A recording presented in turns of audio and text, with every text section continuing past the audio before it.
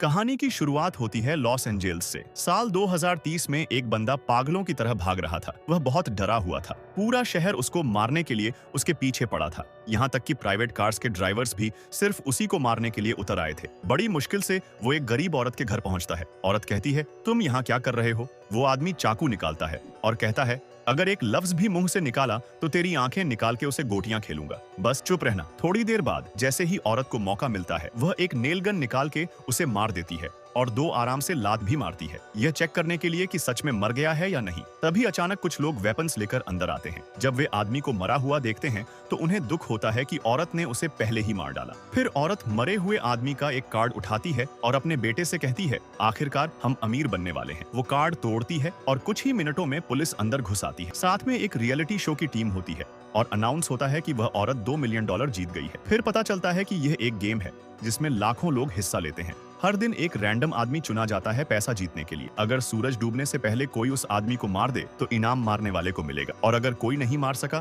तो इनाम उसी आदमी का रहेगा। लेकिन शर्त यह है कि कोई आग वाली हथियार जैसे पिस्टल या राइफल यूज नहीं कर सकता। उसी दिन हमें एक लड़की दिखाई देती है जिसका नाम है कैटी। एक नाकाम एक्ट्रेस किस्मत आजमाने लॉस एंजेलिस आई है ऑडिशंस के लिए। उसके साथ बैठी औरत कहती है, तुम बड़ी मासूम लगती हो, अपना ख्याल रखना बेटा, यहाँ लोग चोर हैं। कैटी कहती है, शुक्रिया नसीहत का, आप बहुत अच्छी लेडी हैं। औरत उसका हाथ पकड़ती है और कहती है, ऐसा मत कहो, तुम मेरी बेटी जैसी हो। चलो अब मैं यहाँ उतरती हूँ, गुड बाय। थोड़ी देर बाद कैटी जब अपनी कलाई देखती है तो वह शॉक हो जाती है कि उस औरत ने उसकी घड़ी चोरी कर ली। कहती है वो औरत चोर है। वह अपने ऑनलाइन बुक किए हुए कमरे में पहुंचती है। कमरे को देखकर वह परेशान हो जाती है क्योंकि जो कमरा मोबाइल पर उसने देखा था वह तो बिल्कुल अलग निकला।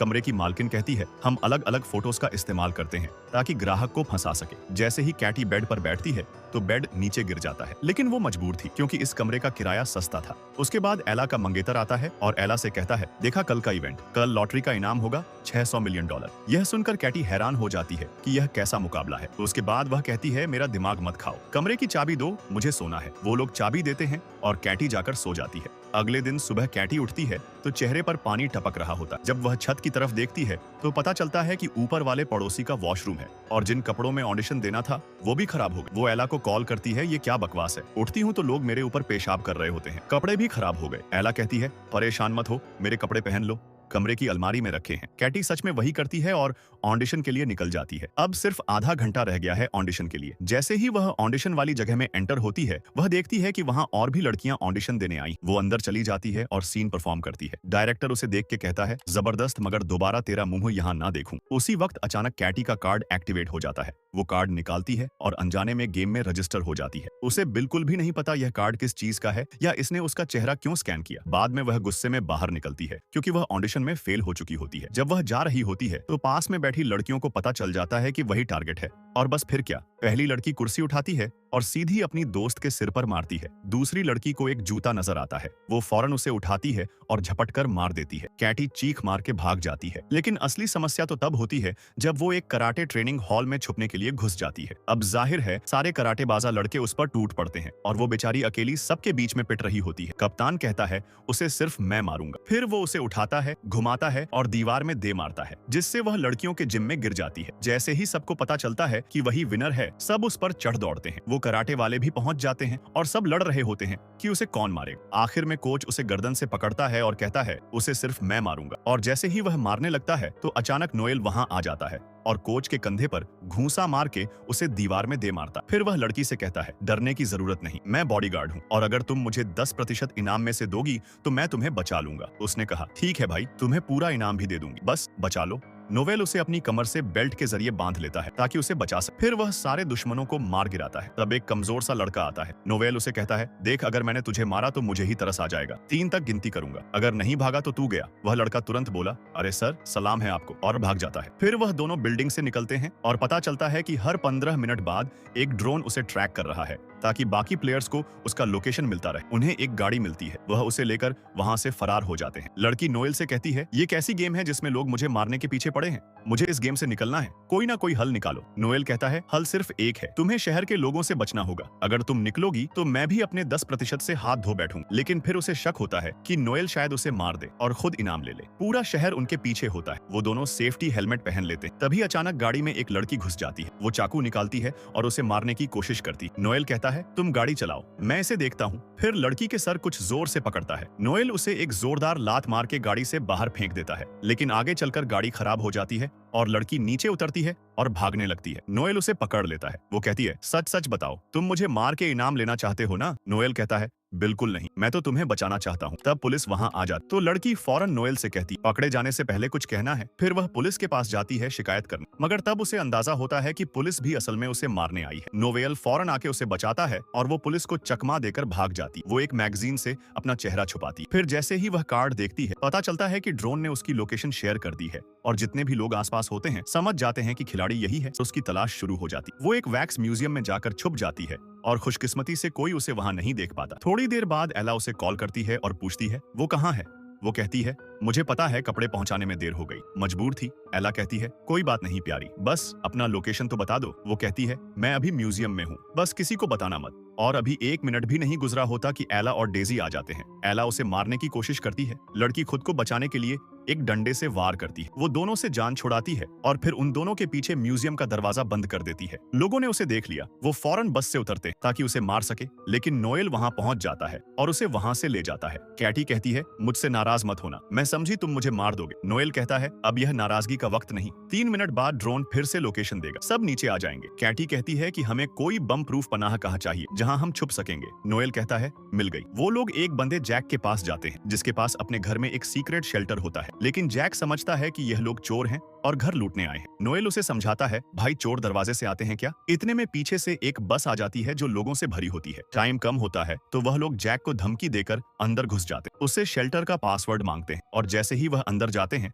लोग घर पर हमला कर देते हैं। तो कैटी जैक को तीर मार देती है ताकि वह बेहोश हो जाए और किसी को पासवर्ड ना बताते हैं। और अब नोएल और कैटी आपस में बात करने लगते हैं। कैटी अपनी नाकाम एक्टिंग की कहानी सुनाती है और कहती है कि अब मेरा कोई भविष्य नहीं। फिर वो नोएल से पूछती है कि तुम हमारी मदद क्यों कर रहे हो? नोएल कहता है कि मेरे लिए सबसे अहम है लोगों की जान बचाना, पैसे मेरे लिए कुछ मायने नहीं रखते। इतने में एला और डीजी भी वहां पहुंच चुके होते हैं। एला जैक को उठाती है और मारने लगती है ताकि वह होश में आए। फिर उसे उठाकर स्विमिंग पूल में फेंक देती। वो होश में आ जाता है और एला उससे पासवर्ड ले लेती। नोएल और कैटी अंदर बहुत डर जाते हैं। नोएल एक दोस्त को कॉल करता है और कहता है कि इन सब लोगों के मोबाइल हैक करके उड़ा दो। दोस्त वाकई फोन्स को हैक करता है और ब्लास्ट कर देता है। सब जख्मी हो जाते हैं। यह मौका देखकर नोएल और कैटी वहां से निकल जाते हैं, लेकिन नोएल देखता है कि एक आदमी जल रहा है। वो पानी डालता है और अपने पैर से आग बुझाने की कोशिश करता है। वो आदमी कहता है कि भाई आराम से, मेरी टांग तोड़ दी तुमने। बाहर निकलते ही उनका सामना एक बख्तरबंद गाड़ी और ट्रेन गार्ड्स से होता है। गार्ड्स कहते हैं कि कैटी हमारे साथ चलो,